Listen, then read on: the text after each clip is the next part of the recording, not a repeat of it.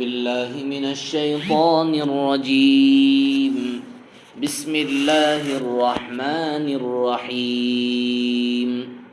يا أيها الذين آمنوا لا تأكلوا أموالكم بينكم بالباطل إلا أن تكون تجارة عن تراض منكم ولا تقتلوا أنفسكم إن الله كان بكم رحيما ومن يفعل ذلك عدوانا وظلما فسوف نصليه نارا وكان ذلك على الله يسيرا إن تجتنبوا كبائر ما تنهون عنه نكفر عنكم سيئاتكم وندخلكم مدخلا كريما ولا تتمنوا ما فضل الله به بعضكم على بعض للرجال نصيب مما اكتسبوا وللنساء نصيب مما اكتسبن واسألوا الله من فضله إن الله كان بكل شيء عليما. میرے محترم عزیزوں، بھائیوں، بزرگوں، گزشتہ آیتوں میں اللہ پاک نے نکاح سے متعلق مرد آدمی نکاح کرنے کی صلاحیت رکھتا ہے یا نہیں رکھتا ہے، طاقت رکھتا ہے یا نہیں رکھتا ہے، اور پھر نکاح کا پیغام دینے کی ذمہ داری کس کی ہے، اور نکاح کے اندر مہر کے دینے کا اہتمام، بہت ساری تفصیلات، پھر غلام اور باندیوں سے متعلق اسلام کا جو نقطہ نظر ہے، ان ساری چیزوں سے متعلق گزشتہ مرتبہ گفتگو کی گئی تھی. اب آگے اللہ پاک چونکہ درمیان میں مہر کا، وراثت کا، مال کا تذکرہ آ گیا تھا، تو اللہ تعالیٰ درمیان میں خرید و فروخت اور بزنس سے متعلق ایک اصول اللہ پاک قرآن کریم کے اندر بیان کر رہے ہیں. یا ایھا الذین آمنوا لا تأکلوا اموالکم بینکم بالباطل، اے ایمان والو، تم آپس میں ایک دوسرے کا مال غلط طریقے سے مت کھاؤ. الا ان تکون تجارتا عن تراض منکم، ہاں البتہ خرید و فروخت دونوں کے درمیان رضامندی ہو، خوش دلی ہو، دونوں راضی ہو کر اگر کوئی تجارت کرتے ہیں، کوئی بھاؤ تاؤ اور خرید و فروخت کا معاملہ کرتے ہیں، تو پھر یہ مال آپ کے لیے حلال ہے. بقیہ جو بھی مال غلط طریقے سے آپ لوگے وہ تمہارے لیے حلال نہیں ہے. وَلَا تَقْتُلُوا أَنفُسَكُمْ إِنَّ اللَّهَ كَانَ بِكُمْ رَحِيمًا، اور تم اپنی جانوں کا قتل مت کرو، اپنے آپ کو قتل مت کرو، اللہ پاک تم پر بہت ہی مہربان اور رحم کرنے والے ہیں. تو پہلی بات خرید و فروخت اور بزنس سے متعلق جو اللہ پاک نے بیان فرمایا وہ یہ ہے کہ غلط طریقے سے مال نہیں کھایا جائے گا. حلال طریقے سے جو مال ہمیں ملے وہ ہمارے لیے بہت ہی مفید ہے، اس میں دونوں آخرت، دونوں جہاں کی کامیابی اللہ نے رکھی ہے. غلط طریقے سے دھوکہ دے کر، چوری کے ذریعے، غلط طریقوں سے غلط گواہیاں دے کر، جو آج دنیا کے اندر اس کو غلط نہیں سمجھا جا رہا ہے، رشوت لے کر غلط طریقے سے جو بھی آج مال کے کمانے کے راستے آج بہت سارے ہیں. آج آدمی بہت کم وقت میں آدمی بہت ہی لکھپتی بن رہا ہے، بہت کم وقت میں. پہلے زمانے میں تو ایسا تھا، آدمی کوڑی چھپاتا تھا اور پیسہ جمع کر کے رکھتا تھا تو بہت تھوڑی مقدار کئی سالوں کے بعد جم پاتی تھی. لیکن آج آدمی ادھر سے مال کما بھی رہا ہے اور ادھر بیکار خرچ بھی کر رہا ہے. اب کیسے کما رہا ہے؟ ظاہر سی بات ہے، حلال طریقے سے تو بہت تھوڑی رقم ملتی ہے آدمی کو، لیکن تھوڑی رقم پر آدمی راضی نہیں ہے. بہت زیادہ رقم چاہے وہ غلط طریقے سے ہی کیوں نہ مل جائے اس کو لینے کے لیے تیار ہے. جا کر دیکھیے آج دنیا کے اندر ہر چیز پر پتہ نہیں کیا کیا کمیشن لگا دیتے ہیں اور کیسی کیسی لالچیں اور رشوتیں لگا کر کے باقاعدہ ہر چیز کو کمائی کا ایک ذریعہ بنا دیا۔ ہر چیز اور ہر راستے کو کمائی کا ذریعہ بنا دینا، یہ تو غیروں کا طریقہ اور غیر لوگوں کی عادتیں ہیں۔ ایمان والے کا طریقہ تو وہ ہے جو اللہ پاک نے قرآن کے اندر بیان فرمایا، آپس میں معاملہ طے ہو، آپس میں بات چیت ہو اور باقاعدہ دونوں رضامندی کے ساتھ بغیر کسی دھوکے کے اور بغیر کسی غلط طریقے سے کوئی بھی معاملہ اگر طے کیا جاتا ہے اور تجارت یا بزنس کی جاتی ہے تو اس کی اسلام میں اجازت ہے۔ بقیہ جو آج کل رشوت اور لالچ کے جتنے بھی آج پیسے دنیا کے اندر چل رہے ہیں، اس سے آدمی اپنے آپ کو بچانا چاہیے۔ پہلی بات تو یہ ہوئی وَلَا تَقْتُلُوا أَنفُسَكُمْ، اور دوسرا حکم اللہ پاک نے مال کے بعد یہ فرمایا کہ تم، ظاہر سی بات ہے، مال جہاں پر آ جاتا ہے پھر وہاں پر رشتہ داریاں، محبتیں اور بہت ساری وہ چیزیں جو محبت کی ہوا کرتی ہیں وہ سب ختم ہو جاتی ہیں۔ بعض مرتبہ آدمی مال کی وجہ سے ایک دوسرے کا قتل بھی کر دیتا ہے، اور کتنے واقعات آج دنیا کے اندر ہم دیکھتے ہیں، مال کی وجہ سے بھائی بھائی میں جھگڑا اور باپ بیٹے میں جھگڑا اور میاں بیوی میں جھگڑا، مال کی وجہ سے۔ اس لیے میرے عزیزو بھائیوں، بہت خطرناک چیز ہے مال۔ آدمی مال ضرور کمائے، لیکن مال سے جو آدمی کے اندر خصلتیں اور بری عادتیں پیدا ہوتی ہیں ان سے جہاں تک ہو سکے اپنے آپ کو بچانے کی فکر کرے۔ مال آتا ہے تو آدمی کے اندر ایک طرح کا غرور اور تکبر اور گھمنڈ، محبتیں ختم ہو جاتی ہیں، اور مال کی ہوس اور حرص میں اپنے بھائی کو بھی قتل کر دیتا ہے۔ تو یہ مال کے سائیڈ ایفیکٹس ہیں۔ مال کے بینیفٹس یہ ہیں کہ مال کے ذریعے آدمی گھر بنا سکتا ہے، مال کے بینیفٹس یہ ہیں کہ آدمی مال کے ذریعے کھا سکتا ہے، مال کے بینیفٹس اور فائدے یہ ہیں کہ مال کے ذریعے اپنے گھر والوں کا اور اپنے بچوں کا علاج اور دوائی کا انتظام کر سکتا ہے۔ بینیفٹس یہ ہیں، اور سائیڈ ایفیکٹس اور اس کے جو نقصانات ہیں وہ یہ ہیں کہ آدمی مال کی اتنی بھی زیادہ حرص اور ہوس میں چلا جائے کہ اپنے بھائی کا قتل کر دے یا اپنے رشتہ داروں کے درمیان جھگڑا مول لے۔ تو یہ ساری چیزیں مال کے نقصانات ہیں جس سے آدمی کو معلومات رکھنی چاہیے اور اس سے اپنے آپ کو بچانا چاہیے۔ تو مال کی وجہ سے آپس کے دل کے اندر دراڑ پیدا نہ ہو، پیار و محبت کے ساتھ جینے کی فکر کرے۔ ایک تو اس آیت کا یہ مطلب ہے۔ اور اگر محبت زیادہ ہو جائے گی مال کی، اور محبتیں اور رشتہ داریاں یہ سب کم ہو جائیں گے، ظاہر سی بات آدمی ایک دوسرے کا قتل کرے گا۔ اور ایک اس آیت کا یہ بھی مطلب ہے، مفسرین نے فرمایا کہ تم اپنے آپ کو قتل مت کرو، اپنی ذات کو تم قتل مت کرو، یعنی خودکشی کرنا، اپنے آپ کا قتل کر دینا، جس کو آج کے زمانے میں سوسائڈ کہا جاتا ہے، اس کی بھی اسلام میں اجازت نہیں ہے۔ اس سے پہلے بھی ہم نے جمعے کے بیانات میں اس پر گفتگو کی تھی کہ ہمارا بدن اللہ کا ہے اور ہماری جان یہ اللہ کی ہے، ہمارا اپنا کچھ بھی نہیں ہے۔ اور جب جان اللہ کا دیا ہوا ہے، بدن بھی اللہ کا دیا ہوا ہے، تو ہم کون ہوتے ہیں اللہ کی جان کو ختم کرنے کی، اپنے بدن کو ہلاکت میں ڈالنے کی اور اپنے جان کو قتل کر دینے کی؟ ہم کہاں سے طاقت اور اپنے آپ کو مالک بنا سکتے ہیں؟ لہذا خودکشی اور سوسائڈ اسلام کے اندر حرام ہے، ناجائز ہے، اس کی بالکل اجازت نہیں۔ تو اس لیے ہمیں چاہیے کچھ بھی مسئلہ آ جائے، کوئی مسئلہ نہیں ہے، آدمی اگر دین پر چلتا ہے، دنیا کو ایک بس آنی جانی والی زندگی اور فانی زندگی سمجھتا ہے، تو آدمی کو سوسائڈ کی ضرورت ہی نہیں پڑے گی۔ آج دنیا کے اندر جتنے بھی کیسز سوسائڈ کے پیش آ رہے ہیں، علماء اکرام فرماتے ہیں کہ اکثر ایتھسٹ ہوا کرتے ہیں، اکثر ایتھسٹ، جن کا اللہ پر یقین نہیں، جن کا خدا پر یقین نہیں، جن کا مرنے کے بعد کی زندگی پر یقین نہیں۔ پتہ نہیں وہ کون سی ریسرچ کرنے کے لیے کھڑے ہو جاتے ہیں، ایسے ویسے کیسے خدا، کیسے ہم نے خدا کو نہیں دیکھا، فلاں فلاں نئی نئی باتیں اپنی طرف سے بنا کر اپنے دماغ کو گرم کر کے اتنا پریشان کہ بالآخر وہ سوچتے سمجھ میں نہیں آتا کہ یہ دنیا کیا ہے، کس نے پیدا کیا، کہاں سے شروع ہوا۔ انسان کی عقل بہت تھوڑی ہے، انسان کی سمجھ بہت تھوڑی ہے۔ اب سوچتے دماغ گرم ہو گیا، کچھ سمجھ میں نہیں آ رہا تو سوسائڈ کر لیے۔ ایسے کتنے کیسز ہیں، بہت سارے۔ آج علماء اکرام باقاعدہ ریسرچ اور جو ڈاٹا اور جو ریسرچ کیا گیا ہے کہ سوسائڈ کرنے والے لوگوں میں کن لوگوں کی تعداد زیادہ ہے، تو اس میں یہ بھی چیز ملتی ہے کہ ایتھسٹ زیادہ لوگ جو ہے ایتھسٹ سوسائڈ کرتے ہیں، اپنے آپ کو قتل کروا دیتے ہیں۔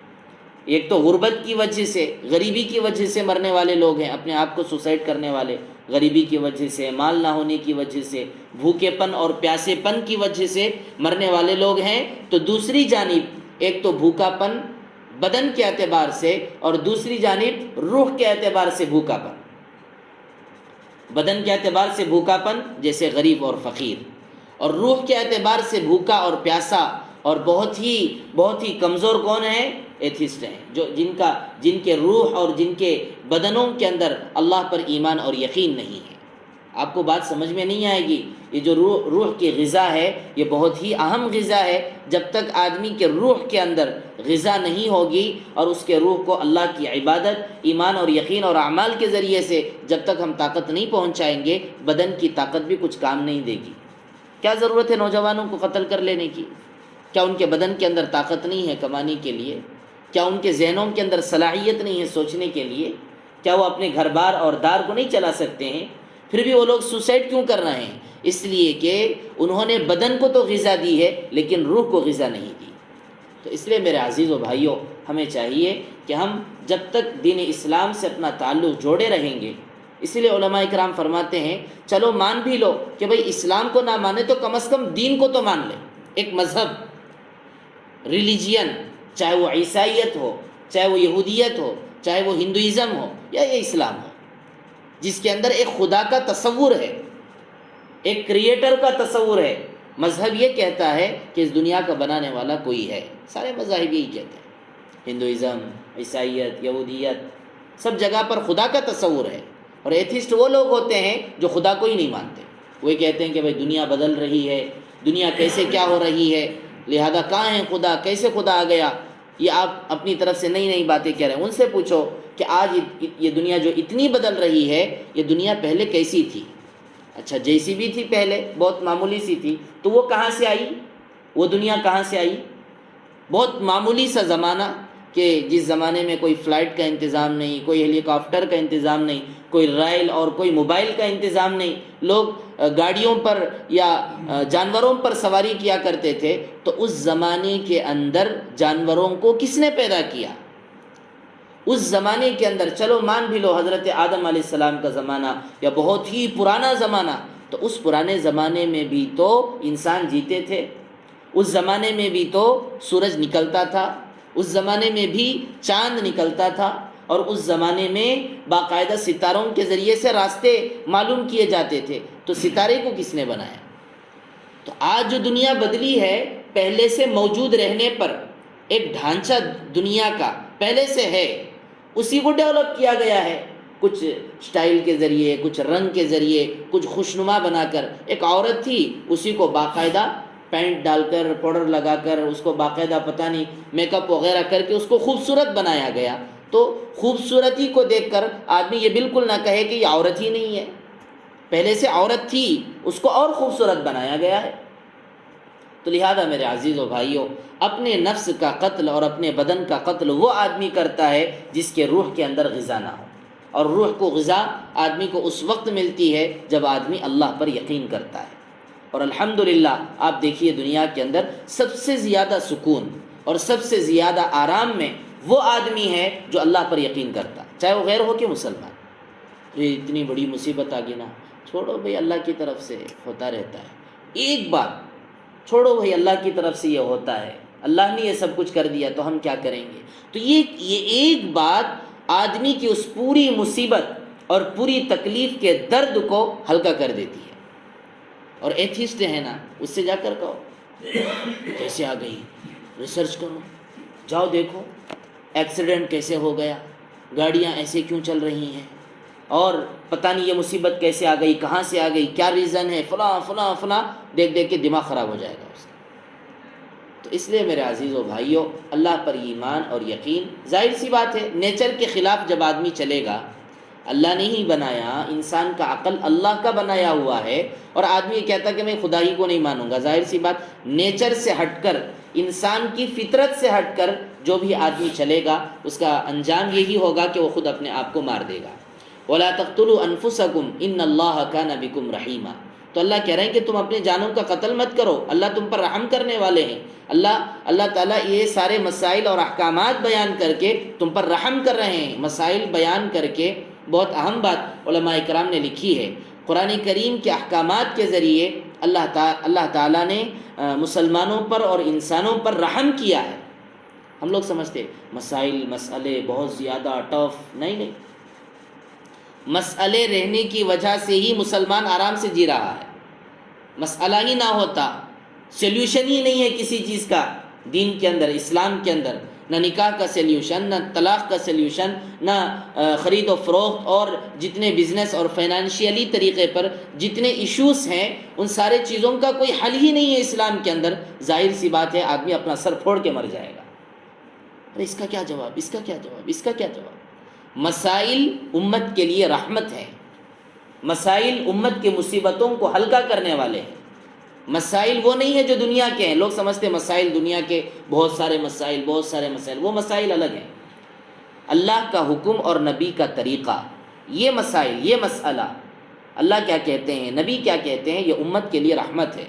اس کو جانے گی اور اس پر عمل کرے گی تو اس کی زندگی بہت ہی خوشگوار گزرے گی اور آرام کے ساتھ زندگی گزر جائے گی۔ تو اس لیے میرے عزیزو، اللہ فرما رہے ہیں یہ سارے بیان کرنے کے بعد اللہ تعالیٰ تم پر رحم کرنے والے ہیں، تم پر مصیبتیں لا کے کھڑا کرنے والے نہیں ہیں۔ وَمَن يَفْعَلْ ذَلِكَ عُدْوَانًا وَظُلْمًا فَسَوْفَ نُصْلِيهِ نَارًا وَكَانَ ذَلِكَ عَلَى اللَّهِ يَسِيرًا۔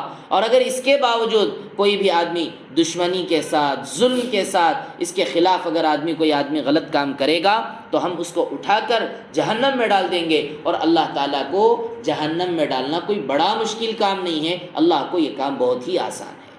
تو اس لیے ہمیں چاہیے مال کے معاملے میں خاص کر زیادہ سے زیادہ کتنا کما کے کیا کرے گا، ایک قبر کے گڑھے کے اندر آدمی جانا ہے تو آدمی حلال طریقے سے مال کماتا رہے، اپنے گھر والوں کو کھلاتا رہے، اور شریعت بھی اتنی ہی ذمہ دار بنائی ہے۔ آپ کو کروڑ پتی بنا کر بیویوں کو ہائی فائی کاروں کے اندر پھرانا اور ان کو بہترین عمدہ عالیشان مکانات اور دکانوں کا سیر کرانا، اس کی ذمہ دار اللہ پاک نے اور قرآن نے مردوں کو اور شوہروں کو ذمہ دار نہیں ٹھہرایا۔ ہم خواہ ذمہ داریاں بڑھا لیتے ہیں، ہم خواہ خواہشات بڑھا لیتے ہیں، اور ان خواہشات کو پورا کرنے کے لیے حرام طریقے پہ چلے جاتے ہیں۔ تو یہ طریقہ بالکل غلط ہے۔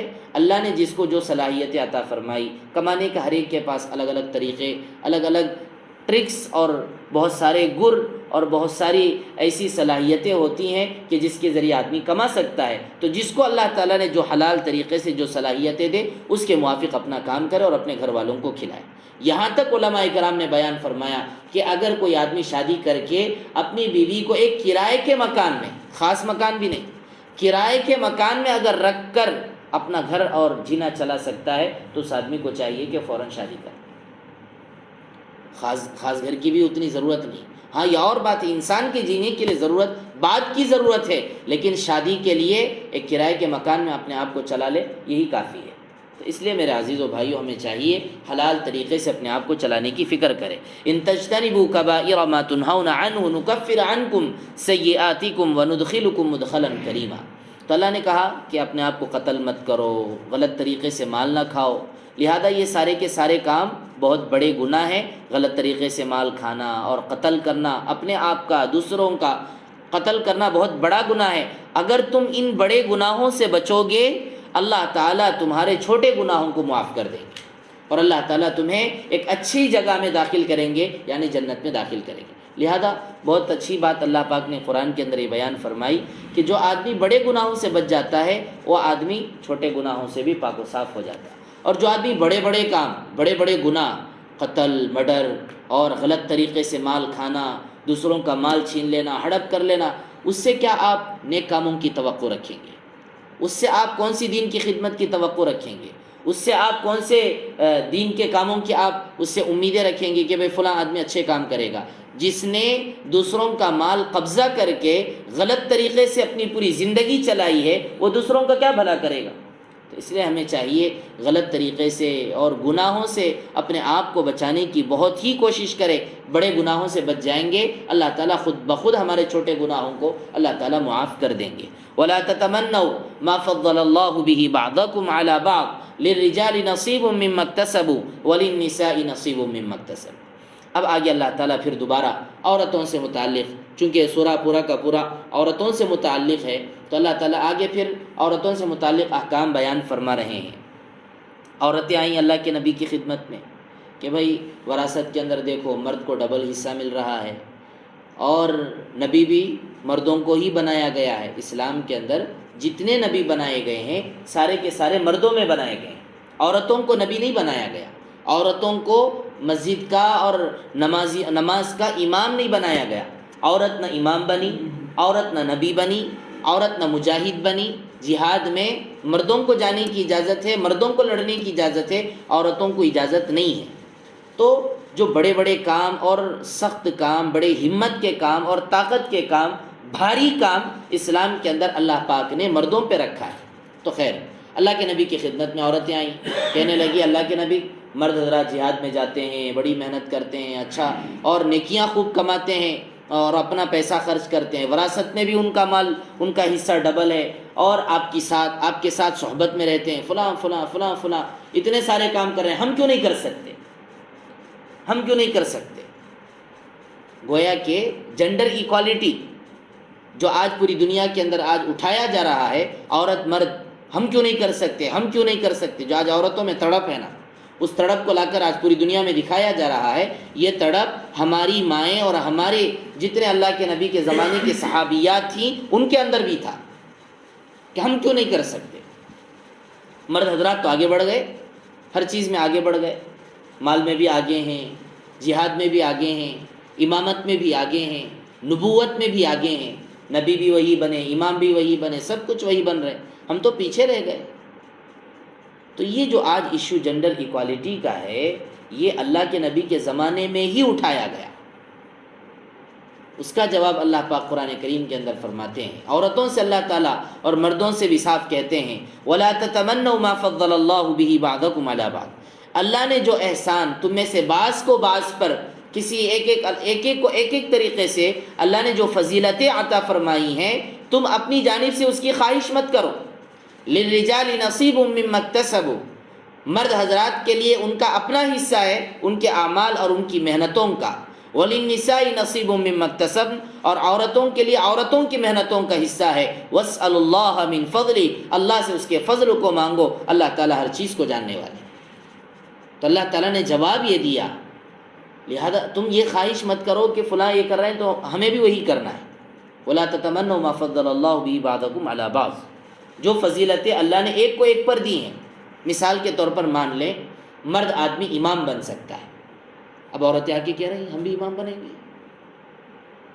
مردوں کو جہاد کے اندر مجاہد بن کر پورے جیش اور پوری جماعت کا سپہ سالار اور کمانڈر بننے کی اجازت ہے، عورتوں کو نہیں ہے۔ عورتوں کو تو جہاد میں مردوں کا ساتھ اور ان کا جو بھی اگر زخم وغیرہ لگ جائے ان کا ساتھ دینا ہے، اور ان کی دوائی کا علاج، دوا دارو اور علاج مرہم پٹی کا کام کرنا ہے۔ اب اللہ کہہ رہے ہیں تم ان سارے کاموں کو دیکھ کر تم بھی خواہش مت کرو۔ مردوں کے کام اللہ نے مردوں کو رکھے ہیں اور عورتوں کے کام اللہ نے عورتوں کو رکھے ہیں، لہذا اس اعتبار سے دونوں کے ذمہ داریاں بانٹ دی گئی ہیں۔ اپنے کو دوسروں کے مقابلے میں لا کے کھڑا کر کے یہ اللہ سے یہ کہنا کہ ہم بھی ویسا بننا چاہتے ہیں، اس کی بالکل اسلام میں اجازت نہیں ہے۔ یہ اللہ کے بنائے ہوئے نظام کے خلاف آواز اٹھانا ہے۔ بات اصل یہ ہے، اللہ کو معلوم، اللہ نے مرد کو بنایا اور عورت کو بنایا، اللہ کو معلوم ہے کہ مرد کو کیا ذمہ داری دینی ہے، عورت کو کیا ذمہ داری دینی ہے۔ اگر آپ مان بھی لیں، پورا الٹا کر دو، مرد کو گھر کی ذمہ داری دو، عورت کو باہر کی ذمہ داری دو، دیکھو کیسا چلتا ہے۔ دیکھیے، آپ کر کے دیکھیے، ایکسپیریمنٹ کا زمانہ ہے نا آج۔ دیکھیں ویسٹرن ممالک کے اندر ساری چیزیں دیکھیں، اور پھر دوبارہ ادھر ہمارے اسلام کے طریقے اور نظام کی طرف آ رہے ہیں وہ لوگ۔ اب تک وہ لوگ اسی راستے پہ چل رہے تھے، دھیرے دھیرے اب ان کا ارادہ یہ ہے کہ وہ اسلامک سسٹم، نام تو وہ اسلام کا بالکل نہیں لیں گے، بالکل نہیں لیں گے، نام ہرگز اسلام کا نہیں لیں گے۔ اسلامی نظام، اسلامی سسٹم اور قرآن کا جو نظام ہے ایک انسان کے زندگی گزارنے کا، مرد اور عورت کے زندگی گزارنے کا اتنا بہترین نظام، عورت کو گھر کی ملکہ اور بادشاہ بنایا گیا۔ عورت گھر کی ملکہ ہے، بادشاہ ہے، اور مرد باہر کا ذمہ دار ہے۔ اللہ اسی کو آگے بیان فرما رہے ہیں۔ باہر کی ذمہ داری مردوں کی ہے اور عورتوں کی ذمہ داری گھر کی ہے۔ یہ بہترین نظام ہے۔ آج دیکھیے، آج عورتیں کمانے کے لیے نکل گئیں، باہر نکل گئیں، بہرحال کسی طرح کوشش کر کے جیسا بھی ہو کر رہے ہیں، لیکن فطرت اور نیچر کو آدمی کتنا بھی کوشش کر لے ٹھکرا نہیں سکتا۔ ایک جاب کرنے والی عورت، اب بچہ ہر ایک کے لیے خواہش ہوتا ہے کہ ہمارے لیے بچہ ہو، ہمارے بھی بچے ہوں، بیٹی پیدا ہو، بیٹا پیدا ہو۔ اگر کوئی عورت یہ چاہتی کہ مجھے بچے ہی نہ ہوں تو اب اس کی عقل کے بارے میں ہم کیا کہیں گے، ہمیں تو معلوم نہیں ہے۔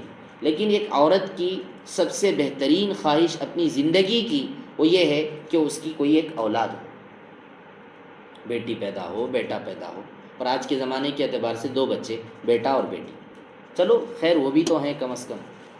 تو بیٹا اور بیٹی پیدا ہونا ایک عورت کی خواہش ہوتی ہے۔ اب اگر عورت حاملہ ہو جائے، پریگننٹ ہو جائے، تو پریگننٹ کے زمانے میں، حمل کے زمانے میں کیا کام کر سکتی ہے؟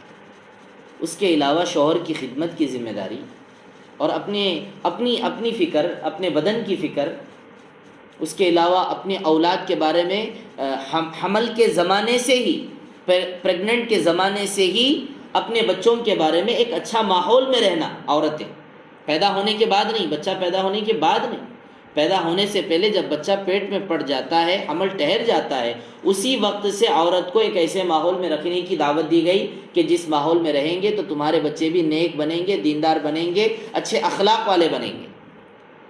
اب اگر عورت باہر کی ذمہ داریاں، کمائیاں، دھندے، آفس، ملازمت، فلاں فلاں فلاں، آج مردوں کو ہی فرصت نہیں ہے۔ کمائی اتنی آج زیادہ ہو گئی لوگوں کی، 5 وقت کی نماز مردوں کے لیے مسجد آ کر پڑھنا ہی بڑا مشکل ہو گیا۔ اب آپ بتائیے عورتیں کہاں سے پڑھیں گی نمازیں؟ عورتیں اپنے بدن کی اور اپنے جسم کی کہاں تک حفاظت کریں گے؟ اور پھر مسئلہ بڑا یہ ہے کہ عورت جب باہر نکلتی ہے، 4 مردوں کی، 10 مردوں کی نگاہیں اس عورت کی طرف ہو جاتی ہیں۔ نہ بدن کی حفاظت ہوتی ہے، نہ جسم کی حفاظت ہوتی ہے، نہ دین کی حفاظت ہوتی ہے۔ اب باہر نکل گئی، ظاہر سی بات ہے جو عورت باہر نکلے گی، ذمہ داریاں باہر کی لے گی، تو وہ اپنے گھر کی ذمہ داری پوری نہیں کر سکتی۔ اب یہاں کمپرومائز ہو گیا۔ کمپرومائز کیا ہو گئے؟ چھوڑو بھائی، گھر کی ذمہ داری، باہر کی ذمہ داری قبول ہے۔ گھر کی ذمہ داری کون پورا کرنا؟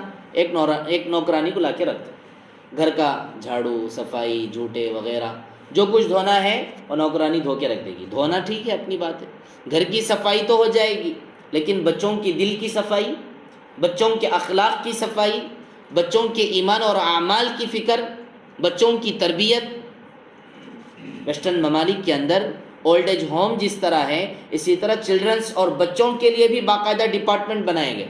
بچہ پیدا ہونے کے بعد ہمارے پاس لا کر دیجئے، 10 سال 12 سال تک ہم اس کو پالیں گے، پوسیں گے، بڑا کریں گے، اس کے بعد آپ کے حوالے کریں گے۔ اب جو بچہ اپنی شیر خارگی کا زمانہ، بچپن کا زمانہ اپنے ماں کے گود میں نہیں پلا، اب اس بچے کے اندر ماں کی اہمیت کہاں سے پیدا ہوگی؟ ماں کا درد کہاں سے پیدا ہوگا؟ یہ پکی بات ہے۔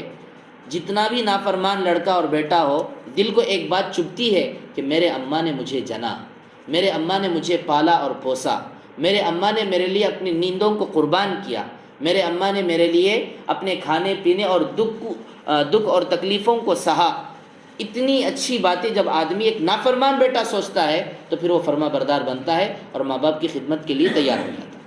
اب ایسا تیار ہونے والا لڑکا اگر اس کو ماں کا گود ہی نہیں ملا، وہ کسی ایک ہاسپٹل کے اندر یا کسی ڈپارٹمنٹ کے اندر پیدا ہوا اور وہیں پر پلا، ظاہر سی بات بڑا ہونے کے بعد ماں باپ کو وہ تو کہے گا تم نے مجھے نہیں پالا، میں تمہیں کیوں پالوں گا، میں تو اپنا کام کروں گا، اپنی زندگی بسر کروں گا۔ اس لیے علماء کرام فرماتے ہیں ویسٹرن ممالک کے اندر آج عورتیں لاکھوں کی تعداد میں ایسی عورتیں ہیں جو رو رہی ہیں، بوڑھی ہو گئی، کمزور ہو گئی، نہ ڈھنگ کا شوہر ہے، کیونکہ ان کے ہاں تو کوئی خاندانی نظام ہی نہیں ہے، ان کے ہاں خاندان ہی نہیں ہے۔ شوہر، بیوی، بچے، باپ، بیٹا، بیٹی، یہ جو خاندان ہے، جو گھر ہے، گھردار جس کو ہم کہتے ہیں، فیملی کا جو سسٹم ہے ان کے یہاں نہیں ہے۔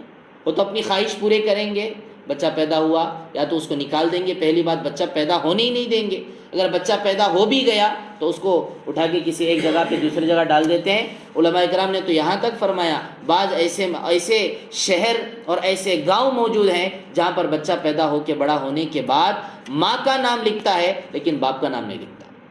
تو میرے عزیزوں بھائیوں، بتانے کا مقصد یہ ہے اسلام کا جو نظام ہے بچپن سے لے کر بوڑھے ہونے تک، قبر میں جانے تک ایک دوسرے کا ساتھ دینا، ایک دوسرے کی معاونت کرنا، ایک اچھا انسان بننا اور کچھ اچھا کماتے ہوئے اپنے گھر والوں کی مدد کرنا، یہ خاندانی نظام، فیملی نظام اللہ نے اسلام کے اندر رکھا ہے۔ اور یہ نظام اور یہ سسٹم اسی وقت ہی چل سکتا ہے جب عورت گھر کی ذمہ داری سنبھالے اور مرد باہر کی ذمہ داری سنبھالے۔ حضرت فاطمہ اور حضرت علی رضی اللہ عنہ کے بارے میں واقعات موجود ہیں کہ حضرت علی رضی اللہ عنہ باہر جاتے تھے مزدوری وغیرہ کرنے کے لیے، اور حضرت فاطمہ رضی اللہ عنہ اپنے گھر میں رہ کر کپڑا کاٹتی تھی، بنتی تھی، جو کچھ بھی کام کرتی تھی۔ تو اس لیے ہمیں چاہیے جہاں تک ہو سکے جو نظام عورتوں کو پڑھا کر باہر ذمہ داریاں، جاب دلوانا اور ان کو امپلائز بنا کر کسی جگہ پر نوکریاں کروانا اور مردوں کی نگرانی میں ان کو چلانا، میرے عزیزوں بھائیوں آپ کی دل کو شاید تکلیف ہو لیکن حقیقت یہ ہے کہ اس کی اسلام میں اجازت نہیں ہے۔ اگر اتنی زیادہ ضرورت ہے آپ کو کہ آپ کا گھر نہیں چلتا، کیسے نہیں چل سکتا؟ سب کا گھر چل رہا ہے، مرد آدمی کمائے تو بیوی بچے نہیں کھا سکتے ہیں، آرام سے چل سکتا ہے۔ خواہشات ہم نے بڑھا لیے، اور میں نے اس سے پہلے کئی مرتبہ کہا کہ آپ غیروں کا مقابلہ مت کیجیے۔ غیر آدمی گاڑی خرید رہا، تم بھی گاڑی خریدنا چاہتے ہیں، غیر آدمی بلڈنگوں پہ بلڈنگیں بنا رہا، تم بھی بنانا چاہتے ہیں، تو تم غیروں کا مقابلہ دنیا کے اندر نہیں کر سکتے۔ اس لیے نہیں کر سکتے ہیں کہ دنیا مسلمانوں کے لیے قید خانہ ہے اور غیروں کے لیے دنیا جنت ہے۔ جنت اور قیدی دونوں کیسے برابر ہوں گے؟ جنتی اور قیدی دونوں کیسے برابر ہو سکتے؟ مسلمانوں کے لیے دنیا قید خانہ ہے اور مسلمان قیدی ہے، اور غیروں کے لیے دنیا جنت ہے، اور اس اعتبار سے وہ دنیا کے اندر جنتی ہے۔ تو قیدی اور جنتی دونوں کیسے برابر ہو سکتے ہیں؟ اور قیدی یہ کہنے لگتا ہے کہ میں جنتی بننا چاہتا ہوں، میں بادشاہ بننا چاہتا ہوں، تو ہوگا نہیں ہوگا۔ تو اس لیے میرے عزیزوں ان کے یہاں کوئی عبادت، کوئی طریقہ، کوئی حلال، کوئی حرام، کیا جائز کیا ناجائز، ان کے یہاں کوئی چیز نہیں ہے، ان کا کوئی ایک لا نہیں ہے، کوئی سسٹم ہی نہیں ہے ان کے پاس۔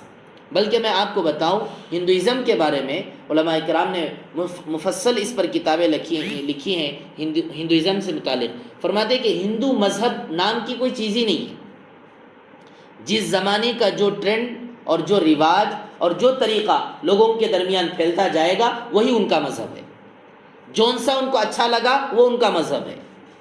اس لیے ان کے یہاں کوئی سسٹم، کوئی لا نہیں ہے، کوئی قانون ہی نہیں ہے کہ کس کو کیسے چلایا جائے۔ تو اس لیے ہمیں چاہیے کہ ہم اسلام کے طریقے پہ چلیں، بھلے ہی آپ کو پیسہ تھوڑا ضرور ملے گا، ان کے مقابلے میں پیسہ تھوڑا ملے گا۔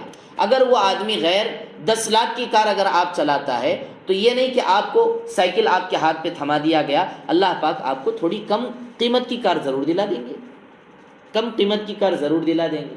اتنا تو نہ ہوا لیکن تھوڑا تو ضرور ہوگا۔ اسلام کے اندر ڈیولپمنٹ ضرور ہے۔ لوگ کہتے ہیں ڈیولپ کیسے ہونا، مسلمان ڈیولپ کیسے ہونا، عورتیں گھر میں رہیں گی تو پیسہ کیسے آئے گا؟ پیسہ آ رہا ہے، زیادہ نہیں آ رہا۔ ہماری نگرانی میں کتنے ایسے گورنمنٹ امپلائیز ہیں، خود مرد آدمی 1.5 لاکھ روپیہ ماہانہ کماتا اور بیوی بھی 1.5 لاکھ روپیہ ماہانہ کماتی۔ اب ایسٹیمیشن ڈالو 3 لاکھ، کیسے کمانا 3 لاکھ؟ بولو مفتی صاحب، عورت کام نہیں کرے تو 3 لاکھ کیسے کمائیں گے؟ ضرورت کیا ہے ہمیں 3 لاکھ کی؟ اتنا زیادہ پیسے کی ہمیں کیا ضرورت ہے؟ ہم دنیا میں قیدی بن کر جینا ہے، نہ کہ کوئی بادشاہ اور بہت ہی عالیشان جنتی بن کر جینا ہے۔ تو اس چیز کو آدمی سمجھے گا تو چند چیزوں پر اکتفا کر لے گا، اللہ نے مجھے اتنا دیا بس کافی ہے۔ ہاں، اب ڈیولپمنٹ اسلام میں بھی ہے، وہ دھیرے دھیرے سے ہے، ہلکے سے ہے، اور دنیا ان کے لیے چونکہ جنت ہے، وہ دنیا اپنا بنائیں گے، ان کا تو یقین ہی نہیں ہے آخرت پر، مرنے کے بعد پتہ چلے گا۔ تو اس لیے میرے عزیزوں ہمیں جہاں تک ہو سکے عورتوں کو بقدر ضرورت کا جو علم ہے، اب آپ اس کو 10th تک لے جائیں گے تو ٹھیک ہے، آپ اپنی مرضی، 10th پڑھانا ضروری ہے تو 10th تک پڑھائیے، لیکن پردے کے ساتھ، اور مخلوط تعلیم بالکل نہ ہو، کو ایجوکیشن نہ ہو، مل کر نہ ہو، مردوں کے ساتھ ملاقات نہ ہو۔ آج کتنے کیسز زنا کے، کتنے کیسز آج لڑکیاں غلط تعلقات، معلوم ہی نہیں ہو رہا ماں باپ کو. تو یہ سارے مسائل جو آج دنیا کے اندر کھڑے ہو رہے ہیں، بہت ساری بچیاں غیروں کے ساتھ شادیاں، اللہ معاف فرمائے. ہمارے آنکھوں کے سامنے کتنے ایسے واقعات علماء کرام بیان میں بولے سو نہیں بول رہا ہوں، ہمارے آنکھوں کے سامنے ہمارے محلے کی بچیاں غیر سے شادی، باقاعدہ پورا بدن باقاعدہ گلے میں غیروں کا ہار وغیرہ ڈال کر شادی کے لیے تیار، اسٹیشن پہ چلی گئی. بعد میں پتہ چلا تو مسجد والے گئے، کیا فائدہ جا کے اس وقت جا کے کیا فائدہ. تو اس لیے ہمیں چاہیے کہ اپنی عورتوں کو بقدر ضرورت دنیا کی تعلیم دے کہ وہ اچھی طرح انگلش پڑھ سکے، تیلگو لکھ سکے، بول سکے.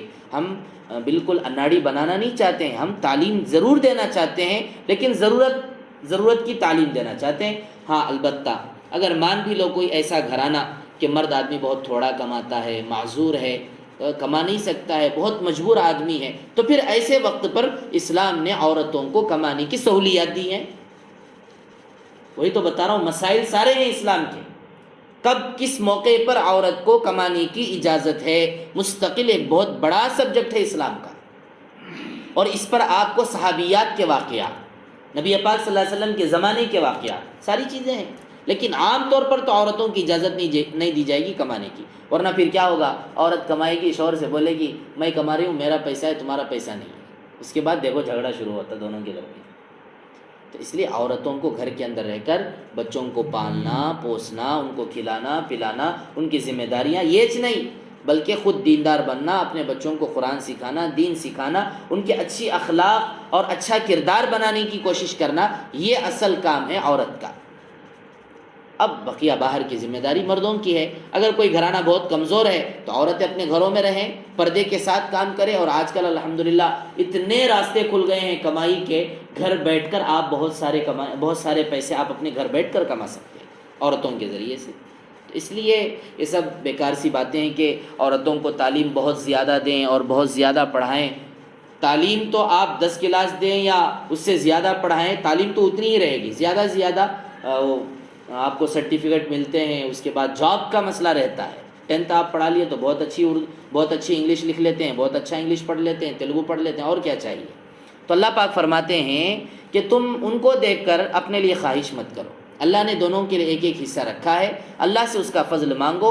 اللہ تعالیٰ ہر چیز کو جاننے والے ہیں. وَلِكُلٍّ جَعَلْنَا مَوَالِيَ مِمَّا تَرَكَ الْوَالِدَانِ وَالْأَقْرَبُونَ، اور ہم نے رشتہ دار اور والدین ماں باپ جو کچھ مال چھوڑ کے جاتے ہیں، ہم نے ان سب کا وارث بنا کے رکھا ہے. وَالَّذِينَ عَقَدَتْ أَيْمَانُكُمْ فَآتُوهُمْ نَصِيبَهُمْ إِنَّ اللَّهَ كَانَ عَلَى كُلِّ شَيْءٍ شَهِيدًا، اور جن لوگوں کے ساتھ تم نے معاہدہ کیا ہے تو ان کو بھی ان کا حصہ دے دیا کرو، اللہ تعالیٰ ہر چیز کو دیکھنے والے نگہبان ہیں. یعنی پہلے زمانے میں، اب تو آج کے زمانے میں آدمی مرنے کے بعد اس کے بیٹے بیٹیاں وارث بنتی ہیں. پہلے زمانے میں ایک تھا معاہدہ، بات چیت کر کے ایک دو آدمیوں کو جوڑ دیا جاتا تھا کہ بھئی یہ تیرا بھائی ہے. حقیقتاً وہ خونی بھائی نہیں رہتا تھا، نسبی بھائی نہیں رہتا تھا. لیکن اسلام کے شروع زمانے میں چونکہ اسلام بڑھنا بھی تھا، لوگوں کے اندر اسلام کی محبت آنے کی ضرورت تھی، اور ان کے اپنے ضروریات بھی رہتے تھے. تو ضروریات کو پورا کرنے کے لیے، دل بہلانے کے لیے، کچھ مسائل ہوں تو اس کو ختم کرنے کے لیے پہلے زمانے میں ایک سسٹم یہ تھا کہ ایک آدمی کو دوسرے کا بھائی بنا دیا جاتا تھا. اللہ کے نبی رسول اللہ صلی اللہ علیہ وسلم مکہ سے جب مدینہ آئے، مدینہ آنے کے بعد اللہ کے نبی نے بھائی چارگی کا سسٹم قائم کیا تھا کہ جو مہاجر ہجرت کر کے مکہ سے مدینہ آئے ہیں، بیچارے ان کے پاس کچھ بھی نہیں ہے. انہوں نے گھر چھوڑ دیا، بیویوں کو چھوڑ دیا، بچوں کو چھوڑ دیا، اکیلے تنے تنہا اللہ کے دین کے خاطر اپنا وطن چھوڑ کر کے یہاں پر آئے ہیں. بیچارے بہت غریب ہو چکے ہیں. تو اللہ کے نبی نے کیا کیا؟ انصار، مدینے والے، انصار کہتے ہیں مدد کرنے والوں کو جو مدینے والے تھے، خاص گاؤں والے تھے، خاص مکان والے تھے، بیوی والے تھے، بچے والے تھے، جنگل والے تھے. تو اللہ کے نبی نے ان کو ان کے ساتھ جوڑ دیا اور کہا کہ یہ دونوں تم آپس میں بھائی بھائی ہو. اپنی ایک بیوی ہو تو ایک بیوی ان کو دے دو، ایک جنگل ہو تو ان کو دے دو، دو مکان ہو تو ایک مکان ان کو دے دو. گویا کہ اس طریقے سے پہلے زمانے میں، شروع زمانے میں بھائی چارگی کا ایک سسٹم تھا. تو اس کے اندر ان کو ان کا حصہ دے دیا جاتا تھا. لیکن جب سے اللہ تعالیٰ نے وراثت کے مسائل قرآن کے اندر بیان کر دیے کہ بھائی مرنے کے بعد فلاں کو فلاں کا حصہ ان کو ملے گا، ان کو نہیں ملے گا، تو پھر اس کے بعد سے بھائی چارگی کا سسٹم ختم ہو گیا، اب آج کے زمانے میں نہیں ہے۔ تو اللہ اسی کو فرما رہے، اللہ تعالیٰ ہر چیز کو دیکھنے والے ہیں، ان کو ان کا حصہ دے دیا جائے۔ تو خیر بات لمبی ہوتی جا رہی ہے، آج کی تفسیر کا خلاصہ کلام بس یہی ہے، اللہ تعالیٰ نے جو حلال طریقے ہمیں عطا فرمائے ہیں، حلال طریقے سے آرام سے آپ کمائیے، آرام سے گوشت کھائیے، آرام سے مچھلیاں کھائیے، ایسا کوئی مسئلہ نہیں ہے۔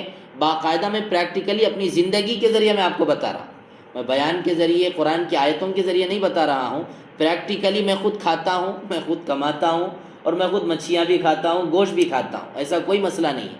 محنت کریں، بیکار وقت اپنا نہ لگائیں، کسی بھی وقت کو بیکار بالکل نہ کریں۔ نماز پڑھنا ہے، اللہ کی عبادت کرنی ہے، روزانہ قرآن کریم اتنا پڑھنا ہے پڑھ لیجئے، اتنی عبادت کرنی ہے عبادت کر لیجئے، 5 وقت کی نماز پڑھ لی، بقیہ وقت کیا کرنا ہے؟ موبائل دیکھنا، گپ شپ کرنا، لوگوں سے بیکار باتیں کرنا، ادھر ادھر کی فلاں کی نا ان کی غیبت کی باتیں کرتے رہنا، اس پہ اپنا وقت نہیں لگانا ہے۔ اپنا وقت کسی بھی ہنر پر، کسی بھی کام پر آپ اپنا وقت لگائیں گے، اللہ تعالیٰ بہت کم وقت میں زیادہ مال عطا کرے۔ آج بہت سارے نوجوان ملتے ہم لوگوں سے، ملتے کو بہت سارے بزنس رکھے، کوئی کامیابی نہیں ہوتا، اس کے کئی وجوہات ہیں۔ کوئی بھی بزنس سکسیس نہیں ہو رہا ہے تو اس کے پیچھے بہت سارے ریزن ہیں، اس میں ایک بہت بڑا ریزن یہ بھی ہے کہ نوجوانوں کے اندر کمانے کی فکر ہے، لیکن کمانے کے لیے جو وقت نکالنا چاہیے، جو ٹائم نکالنا چاہیے، اور اس کے لیے کچھ سیکھنا چاہیے، کچھ دیکھنا چاہیے، اس کا جذبہ نہیں ہے۔ جائیے آپ مارکیٹ میں جا کر دیکھیے کس کام کی ضرورت ہے، کیسا دکان رکھ سکتے ہیں، کہاں رکھ سکتے ہیں، باقاعدہ دیکھیں گے، اور بزنس مین سے اور تاجروں سے اور تجارت کرنے والوں سے ملاقات کر کے بات کریں گے تو ساری باتیں سمجھ میں آئیں گی۔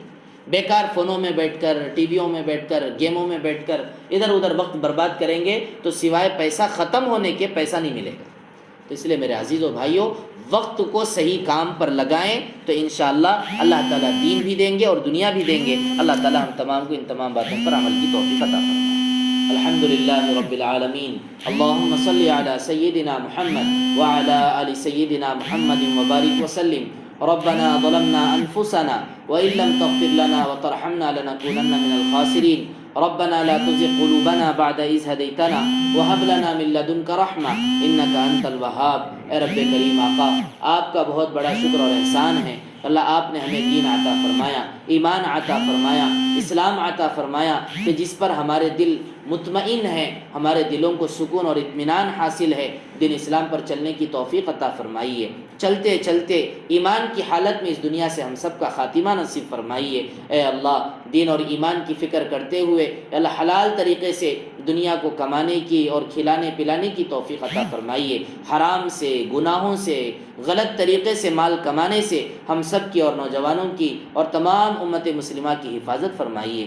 اپنے اوقات کو بیکار کاموں میں لگانے کے بجائے وقت کو صحیح کام پر لگانے کی توفیق عطا فرمائیے۔ صلاحیتوں کو بڑھانے اور اپنے اندر ہنروں کو پیدا کرنے کی توفیق عطا فرمائیے۔ مرتے دم تک دین اسلام پر چلتے ہوئے ہم سب کا خاتمہ ایمان پر نصیب فرمائیے۔ ہماری اس دعا کو حضور پاک صلی اللہ علیہ وسلم کے صدقہ طفیل میں قبول فرمائیے۔ سبحان ربک رب العزت عما یصفون وسلام علی المرسلین والحمد للہ۔